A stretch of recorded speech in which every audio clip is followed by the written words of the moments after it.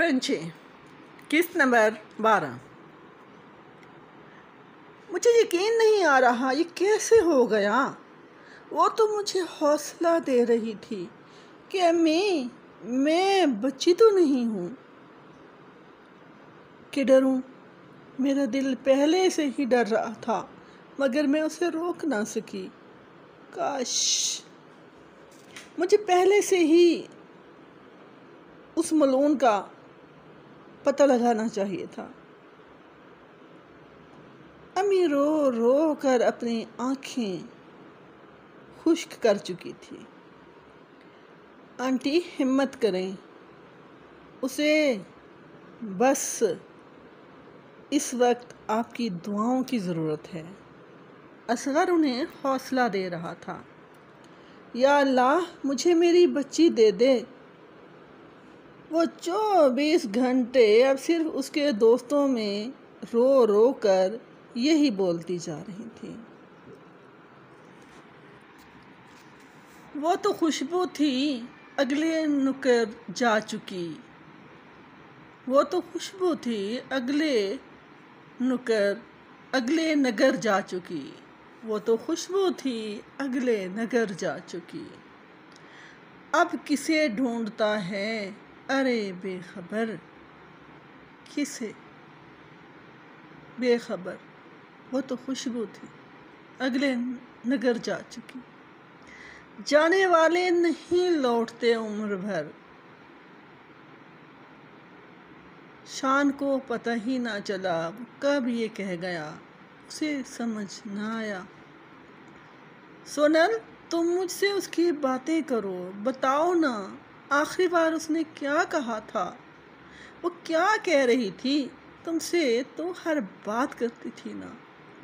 امی اب دل کا بوجھ سونل سے بانٹ رہی تھی مگر کون جانے کہ سونل دل ہی دل میں ٹوٹ چکی ہے۔ ہائے رے جدائی۔ اسے ہوش آ گیا۔ سو کر شاریہ کو معلوم ہی نہ ہوا کہ کب صبح ہو گئی اور ہر سو سفیدی چھا گئی۔ اگر آج بھی پانی نہ ملا تو میں واقعی مر جاؤں گی۔ کل صبح سے مسلسل چل رہی تھی، شاید پرسوں شام سے یہاں پر ہوں۔ حلق میں کانٹے چبھ رہے ہیں اور پیٹ تو بار بار آواز دے رہا تھا، یا الہی میں اب پھر سے تھوڑی تازہ دم ہوں۔ اللہ پاک مجھے ان آزمائشوں سے نکالو، ان سختیوں سے لڑنے کی طاقت عطا فرما، آمین۔ وہ دعا مانگ چکی تھی، اب تیمم کر کے صحرا میں نماز ادا کر۔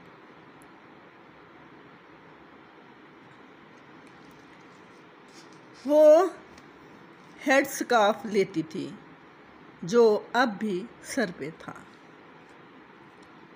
چاروں طرف صرف اور صرف ریت ہے، کچھ بھی نظر نہ آ رہا تھا۔ شاید اکیڈمی والے مجھے ڈھونڈ رہے ہوں۔ اب وہ کسی مدد کے لیے آسمان کی طرف دیکھ رہی تھی مگر جہاں ہر طرف اسے مایوس ہونا پڑا۔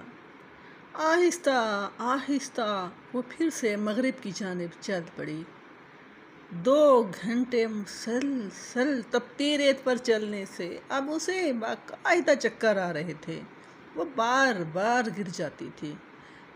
ارے وہ کیا، وہ تو جھیل ہے، کتنی خوبصورت جھیل ہے، اللہ اکبر۔ کنارہ لگا کر وہ دیوانہ وار جھیل کی طرف دوڑ پڑی۔ چوں چوں وہ جھیل سے قریب ہوتی جا رہی تھی، جھیل دور ہی دور ہوتی جا رہی تھی۔ اب وہ پھر سے ڈھب سے گر گئی۔ اب جھیل کہیں نہیں تھی، صرف اور صرف ریت تھی، ہاں ریت۔ گرمی کی شدت نہ تو اسے بیٹھنے دے رہی تھی نہ ہی چلنے۔ کمزوری بس اس قدر تھی کہ جسم سے پسینہ تک نکلنا بند ہو گیا تھا۔ اس کڑے وقت میں اس کے اندر موجود کوئی طاقت اسے ہمت دے رہی تھی اور وہ جینے کی امنگ تھی۔ اپنوں سے ملنے کی تڑپ اسے زندہ رکھے ہوئے تھی اور آزمائشیں تھیں کہ ختم ہی نہ ہو رہی تھیں۔ شاید اللہ تعالیٰ اپنے پیارے بندوں کو کچھ زیادہ ہی آزماتا ہے۔ او نو، یہ تو میرا فیورٹ ریسٹورنٹ ہے، اور یہاں کا پیزا اور تکے، اس کے منہ میں پانی آ گیا تھا۔ وہ جانے کہاں سے آیا تھا۔ پھر سے بھاگ کھڑی ہوئی، مگر جس جگہ اس ریسٹورنٹ نظر آیا تھا وہاں صرف ریت تھی، صرف ریت۔ اب وہ گر گئی، شاید کبھی نہ اٹھنے کے لیے۔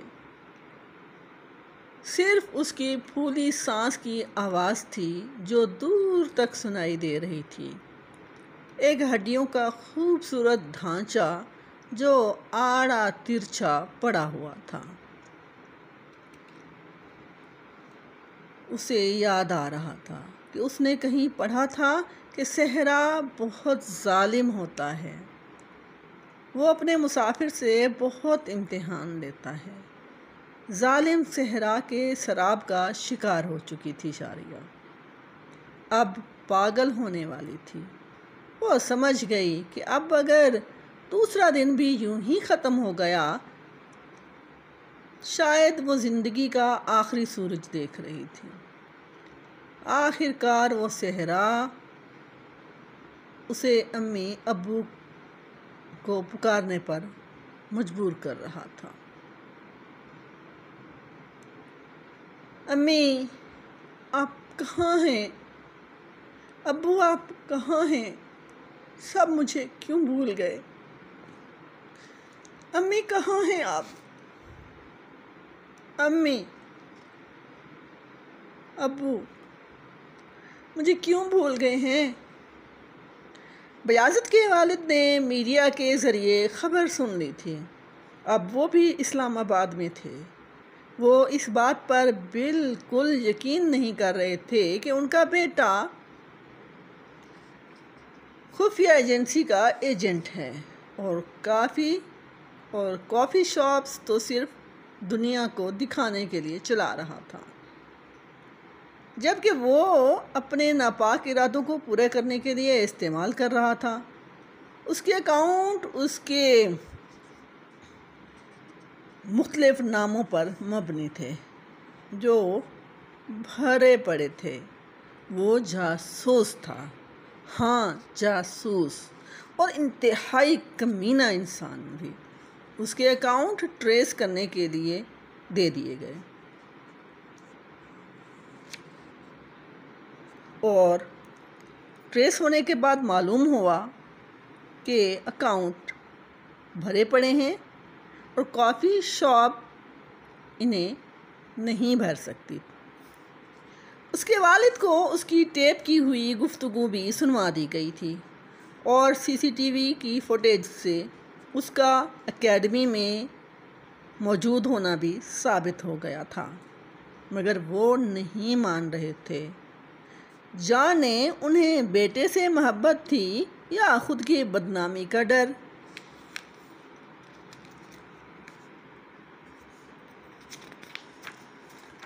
دشمن ملک کا میڈیا اپنے روایتی ہٹ دھرمی کو قائم رکھتے ہوئے اسے سازش قرار دے رہا تھا، جبکہ وہ تو اپنے بی ایم ڈبلیو کے قتل کا الزام پاکستان پر لگا رہا تھا۔ سچ کہتے ہیں، دشمن اسے بناؤ جو خاندانی ہو۔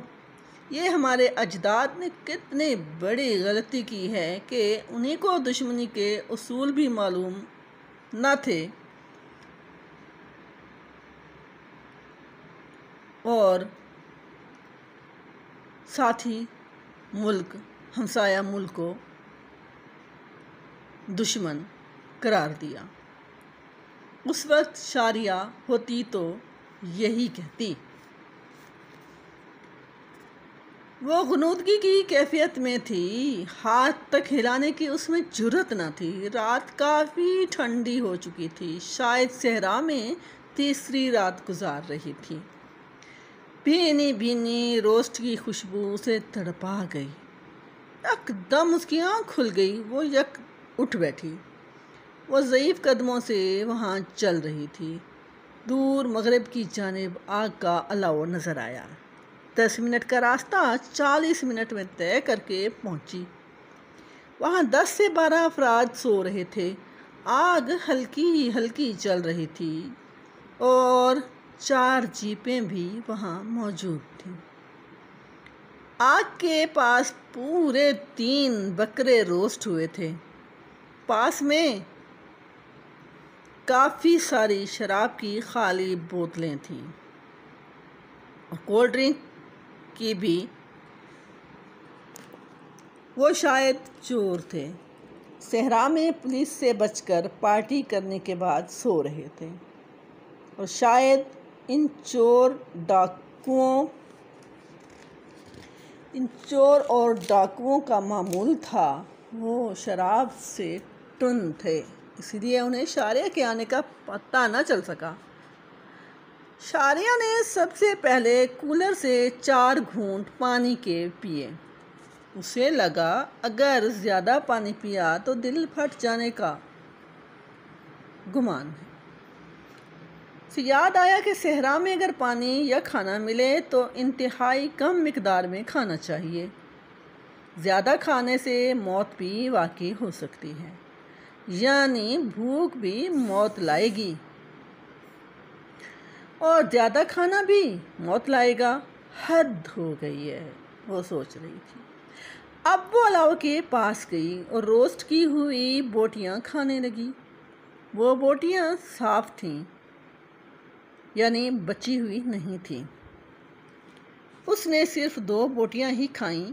بھوک اور دل تو نہ بھرا مگر وہ زندہ ہو گئی، یعنی اس کی جان میں جان آ گئی۔ یا الہی، آپ کا شکریہ، میں گناہ گار ہوں، امتحان کو آپ کی سزا سمجھتی، مگر صبر کے پھل کی مٹھاس کیا ہوتی ہے یہ مجھے یہاں آ کر پتہ چلا۔ یا الہی شکریہ۔ وہ یکدم تر و تازہ ہو گئی۔ اب اسے تمام حالات سمجھ آ رہے تھے۔ یہ شاید سب چور ڈاکو ہیں جو چوری کرنے کے بعد ٹن ہیں۔ ان کی گاڑی اگر یہاں سے نکالوں گی تو انہیں پتہ چل سکتا ہے، اور اگر میں پکڑی گئی تو انجام صرف اور صرف موت ہوگا۔ تو اس لیے گاڑی کا نہ سوچا، اگر کھانا اور پانی ساتھ لے لوں تو پھر صحرا پار کر لوں گی انشاءاللہ، وہ سوچ رہی تھی۔ اس نے وہاں سے ایک تھیلا اٹھایا، اس میں کافی سارا بھنا ہوا گوشت ڈال لیا جو تقریباً 2 کلو سے کم تھا، اور 2 بوتلیں پانی کی بھر لیں۔ کون ہے؟ ارے کون شور کر رہا ہے؟ کوئی آواز آئی۔ اس کی مانو سانس رک گئی، چھٹ سے جیپ کے پیچھے چھپ گئی۔ کوئی نہیں ہے، میں پانی پینے کے لیے اٹھ رہا ہوں۔ ایک آدمی اب جیپ کے پاس پڑے کولر سے پانی پینے کے لیے آگے بڑھا۔ وہ چھپی رہی۔ جب وہ بھی جا کر سو گیا تو اٹھ کر چل دی۔ وہ تازہ دم تھی اور اب ڈاکوؤں سے بچنے کے لیے پہلے 1 فرلانگ جنوب کی طرف چلی گئی، شاید مغرب کی طرف مڑ گئی، کیونکہ سیدھا چل کر وہ ان کی نظروں میں کبھی بھی آ سکتی تھی، اور یہ اس کے لیے قابل قبول نہ تھا۔ تیسری رات گھر میں سب انتہائی اداسی سے بیٹھ کر یاد کر رہے تھے۔ سہیلیاں تھیں۔ آنٹی، مجھے یقین نہیں آتا، شاریہ اب نہیں ہے ہم میں، میرا تو دل پھٹ رہا ہے۔ سمائر زاروں قطار رو رہی تھی اور جب خاص طور پر اسے شاریہ کے کالج کے دنوں کی یاد آئی تو وہ کہتی تھی کہ مجھے کالج کی شرارتیں کرتے ہوئے جب وہ مجھے قصے سناتی تھی، بلکہ شادی پہ بھی وہ آپ کو بلوانا چاہ رہی تھی، مگر آپ تو لاہور میں تھیں، ایمن سمائر کو رو رو کر بتا رہی تھی۔ ایمن سمائر کو بتاتے ہوئے کہ جب وہ اور آپ کالج میں شرارتیں کرتے تھے تو وہ مجھے گھر پہ آ کر سارے قصے سناتی، وہ تو میری شادی پر بھی آپ کو بلوانا چاہ رہی تھی، لیکن آپ لاہور تھیں۔ میری بہت خوبصورت یادیں ہیں اس کے ساتھ، وہ میری بہترین دوست، میری ہمراز تھی، میں کیسے جی پاؤں گی۔ سمائر آج ہی لاہور سے آئی اور وہاں شادی کے بعد شفٹ ہو گئی تھی۔ بس بیٹا، وقت بہت بڑا مرہم ہے، اللہ پاک ہم سب کو صبر عطا فرمائے۔ جو اس کی رضا۔ ارمان صاحب کا حوصلہ دیتنے تھا۔ کل سوئیم کی تیاری کر لیں، اجلال سے ارمان صاحب کہہ رہے تھے یا پوچھ رہے تھے، یہ انہیں خود بھی معلوم نہ تھا۔ امی کہاں ہیں؟ اب وہ ایمن سے پوچھ رہے تھے۔ شاریہ کے بیڈ پر بیٹھی شام سے ایمن بولی، رات بہت ٹھنڈی اور ہولناک تھی، پچھلی راتیں تو وہ نیم بے ہوشی کی صورت میں سو کر گزار گئی، جبکہ آج رات جب وہ تازہ دم تھی اسے معلوم ہوا صحرا کا دن جس قدر ظالم ہے، رات اسی قدر ہولناک اور یخ بستہ ہے۔ ایک یہی بات اس کے لیے حیران کن تھی کہ صحرا کی رات میں ٹیمپریچر اس قدر گر جاتا ہے کہ مری کی برفیلی پہاڑیاں نظر آنے لگیں۔ اب وہ صحرا کے انتہائی ہولناک حصے میں داخل ہو چکی تھی۔ وہ ڈاکوؤں کو دھوکہ دیتے ہوئے خود دھوکے کا شکار ہو چکی تھی۔ جنوب سے مغرب کی طرف مڑنے کی بجائے مشرق کی جانب مڑ گئی۔ صبح کی سفیدی اسے دور کچھ نقطے نظر آ رہے تھے۔ سفیدی میں دکھے دو نقطے اس کی رہنمائی کرنے کے لیے کافی تھے۔ سوئیم کے لیے مہمان آ رہے تھے، قرآن خوانی کی جا رہی تھی، لوگ ارمان صاحب کو بیٹی کے شہید ہونے کی مبارک دے رہے تھے۔ وہ بڑے حوصلے سے سب کچھ کر رہے تھے۔ زندگی کی کن سختیوں کا وہ سامنا کر رہی تھی اس کا اندازہ کسی کو بھی نہ تھا۔ شاید سب نے اس کی موت قبول کر لی تھی، یا پھر ایک فائٹر کے والدین خود کو اس کے لیے پہلے ہی تیار کر لیتے ہیں۔ شاید یہ ارمان صاحب کو پہلے سے ہی معلوم تھا۔ یہ وہی خدشات تھے جو اسے اجازت دیتے ہوئے ہچکچا رہے تھے۔ وہ حسین اور بہت مشکل خواب دیکھنے کی عادی تھی، مگر ان کی تعبیر اس قدر دردناک ہوئی یہ کسی کو بھی معلوم نہ تھا۔ سب یہ سمجھ رہے تھے کہ وہ جنت کی حسین وادیوں میں ہوگی، مگر وہ تو جنت کی پڑوسن جہنم کے اس حصے کا شکار بن چکی تھی جو اللہ تعالیٰ نے زمین والوں کو ایک ننھی سی مثال کے طور پر دیا تھا۔ اس نے صرف خود کے لیے درد نہ خریدا تھا بلکہ خود سے منسلک ہر شخص کے لیے درد خرید چکی تھی۔ سچ کہتے ہیں حق کا راستہ کتنا ہی تکلیف دہ کیوں نہ ہو، انسان چاہ کر بھی اس کا سامنا کرنے سے گھبراتا ہے۔ اللہ اپنے پیاروں کو یوں ہی آزماتے ہیں، جیسے امام حسین نے قربانی دی، نوح نے دی۔ اس طرح کی مثالوں سے تاریخ بھری پڑی ہے۔ شاعریہ تو صرف آزمائش کا آدھا حصہ بھی ادا نہ کر پائی تھی۔ سورج قہر برسا رہا تھا۔ یا الہی، یہ کیا ماجرا ہے! چل چل کر پاؤں سوج چکے ہیں، تھکن سے الگ برا حال ہے، ٹیلے ہیں کہ ختم ہونے میں ہی نہیں آ رہے۔ ظالم صحرا نے زخمی شیرنی سے گن گن کر بدلے لینا شروع کر دیے۔ وہ صحرا کے اس حصے میں جا چکی تھی جہاں ریت کے عجیب و غریب قسم کے ٹیلوں کا ایک بے کراں سمندر تھا، جسے عام لفظوں میں بھول بھلیاں کہنا بہتر ہوگا۔ وہ 1 گھنٹے سے ایک ہی ٹیلے کے گرد دائرے میں گھومے جا رہی تھی۔ اب تو اسے اپنے پاؤں کے نشانات بھی نظر آنا شروع ہو گئے۔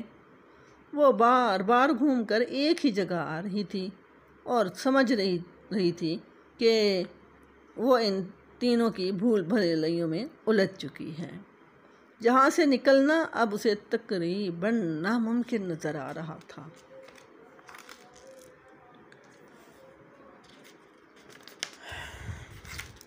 اب وہ ایک ٹیلے کے اوپر چڑھ کر ارد گرد کا جائزہ لے رہی تھی، مسلسل بڑبڑا رہی تھی، اللہ جی، یہ کیسا امتحان ہے جو ختم ہونے کو نہیں آ رہا۔ میرے اندر صحرا کا خوف اور وحشت اس قدر بھر گیا ہے کہ میرا دل پھٹنے کو ہے۔ آپ نے مجھے کھانا دیا، آپ کا بہت بڑا کرم احسان ہے۔ اب ٹیلوں کی صورت میں ایک نئی آزمائش آن پڑی۔ مجھے جرأت عطا فرمائیں کہ میں ان سے بھی لڑ کر انہیں ہرا دوں۔ اب اس نے کھانے کا تھیلا کھولا، گوشت باہر نکالا تو اسے بدبو کے بھبکے اڑ رہے تھے۔ اس کی آنکھوں سے مسلسل آنسو رواں تھے۔ اسے پھینکنے کی بجائے ٹیلے پر ہی رکھ دیا کہ شاید کوئی چیز یا پرندہ کھا لے، مگر وہ جانتی نہ تھی کہ بن پانی کے علاقے میں ان کا کیا کام۔ اس نے کھولتے ہوئے پانی کے 2 گھونٹ پیے، سمت کا تعین کر کے نیچے اتر آئی۔ کاش میں اس وقت وہ جیپ لے کر بھاگ گئی ہوتی۔ شاعریہ زندگی میں پہلی بار پچھتا رہی تھی۔ اب اس نے ایک نئی ترکیب سوچی۔ اب میں آگے پیچھے دیکھ کر 2-3 ٹیلوں کو ذہن میں رکھ کر آگے بڑھوں گی۔ ہاں، یہ تو سب ٹیلے ایک ہی جیسے ہیں، مگر ڈھونڈنے سے نشانیاں مل جاتی ہیں۔ ڈھونڈنے سے تو خطاب بھی مل جاتا ہے۔ یہ تو پھر بھی ظالم حریفوں کے غضبناک صحرا کی کھپا دینے والی ٹھکریاں ہیں۔ وہ چل پڑی۔ سورج مغرب کی طرف غروب ہو رہا تھا۔ وہ خوشی سے چلا اٹھی کیونکہ وہ ان ٹھکریوں کی چال سے نکل آئی تھی۔ گویا کہ اب بھی 4 سو ریت کا سمندر تھا، لیکن 2 گھونٹ پانی پینے کے بعد وہ ان سے کچھ اس طرح مخاطب تھی جو اس کے قد سے زیادہ بلندی کی حامل تھیں۔ اف، ان پہاڑیوں نے بہت کھپایا، خدا کی قسم، جا کر سب کو بتاؤں گی کہ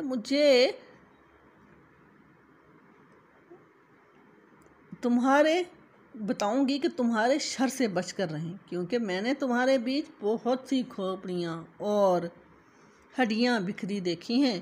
چیزوں نے مجھے بتایا کہ تم تو انسان ایسے نگل جاتی ہو جیسے میں چپلی کباب۔ خیر، تم کیا جانو یہ چپلی کباب کیا ہوتے ہیں؟ زخمی شیرنی بھوک سے بھلک رہے تھے۔ آج وہ پہلی بار اللہ تعالیٰ سے شکوہ کے نہ تھی۔ یا اللہ جی، اگر صحرا میں ہی پھینکنا تھا تو اپنے ملک کے صحرا میں پھینک دیتے۔ آفٹر آل ہیں تو وہ بھی صحرا، کم از کم وہاں کی ریت جب اڑ کر منہ آنکھوں میں جاتی تو اس کی بھینی خوشبو احساس دلاتی کہ میں کسی اپنے کے پاس ہوں۔